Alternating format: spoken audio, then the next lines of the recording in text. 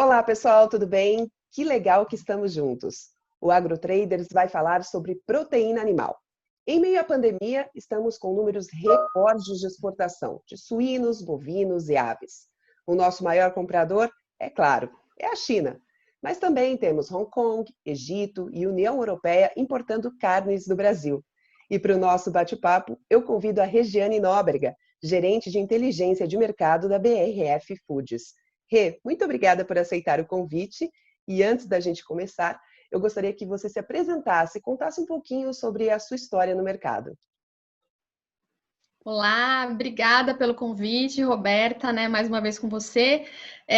Bom, enfim, eu sou Regiane, hoje eu estou na BRF, né? Inteligência de proteína, inteligência de mercado. Eu comecei minha carreira no Itaú, né? Numa instituição financeira, fiquei um tempo razoável lá, depois eu fui para a BRF.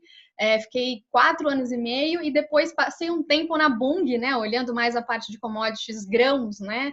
E hoje estou de volta a BRF, né, na inteligência de proteína. Então, de novo, nesse setor que eu gosto tanto. É o bom filho a casa torna, né, Rê? Que legal. Exato, tá de volta. Sucesso para você aí.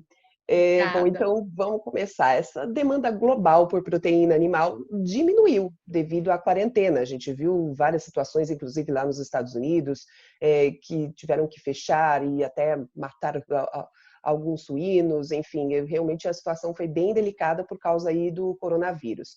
E como você explica essa situação no Brasil? Afinal de contas, a gente tem exportações recordes a cada momento. A cada mês a gente está superando aí o mês anterior neste ano de 2020.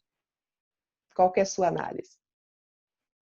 A gente realmente, né, acho que pelo mundo a gente vê o quanto os países estão sofrendo, né, com o coronavírus, toda a cadeia, né, de proteína tem sofrido, então isso acontece e continua acontecendo agora o Brasil, né, passando por essa situação, mas de fato a gente está exportando muito bem, né, a gente continua com as exportações em alta, o mês de maio foi recorde para suíno, né, então assim, quem vem realmente demandando muito ainda é a China, porque é um país com grande déficit de proteína, né? A gente vê eles com mais de 10 milhões de toneladas de proteína de déficit ainda no país, depois da peste suína africana no final do ano passado.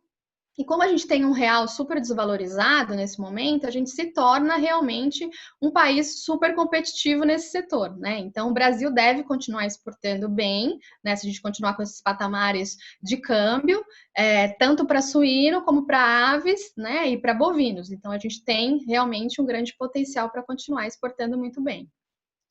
E, Rê, com relação ao frango, a gente aumentou a exportação em 5% se a gente comparar os primeiros 5 meses de 2019 com 2020, o mesmo período.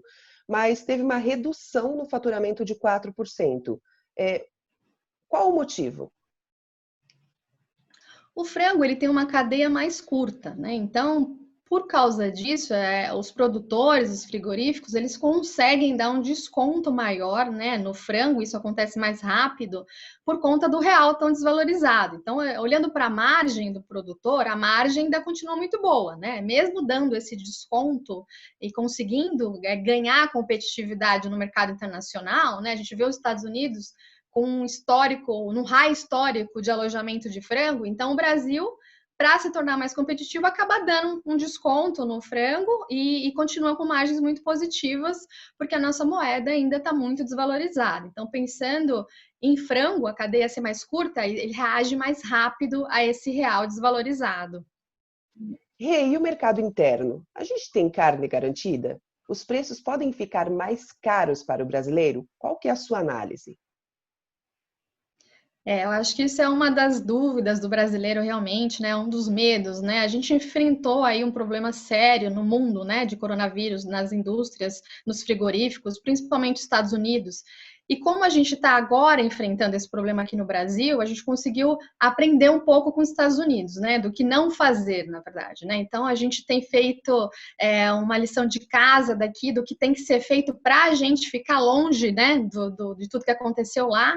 Então, esse absenteísmo que acontece nas fábricas, as pessoas realmente têm medo de trabalhar, a gente teve que afastar pessoas do grupo de risco, então tudo isso afeta a produção, afetou muito a produção nos Estados Unidos, Unidos, a gente tem feito aqui um trabalho, uma lição de casa grande, né? O Ministério da Agricultura tem batido muito nessa tecla e ajudado muito a gente a garantir abastecimento no Brasil.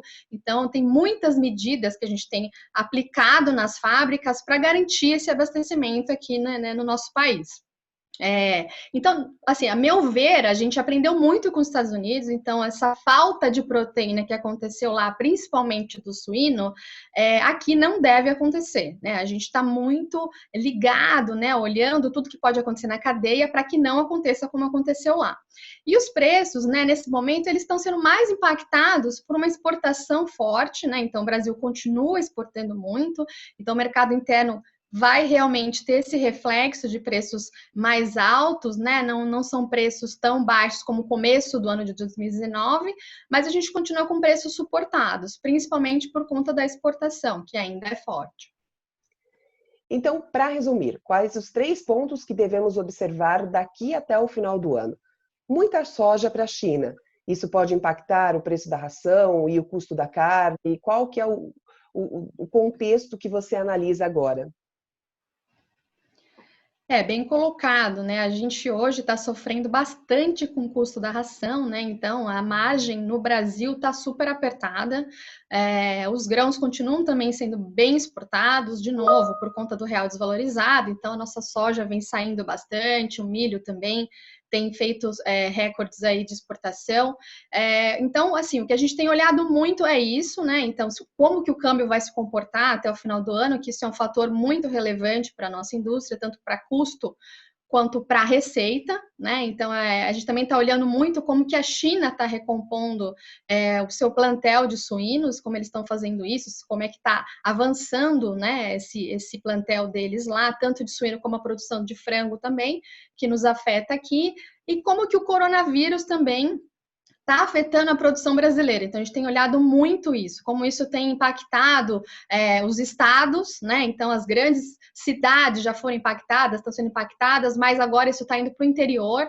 Então, a gente está olhando isso muito de perto, como que o vírus está se dissipando para o interior do Brasil, e quanto isso pode realmente afetar a cadeia agrícola brasileira.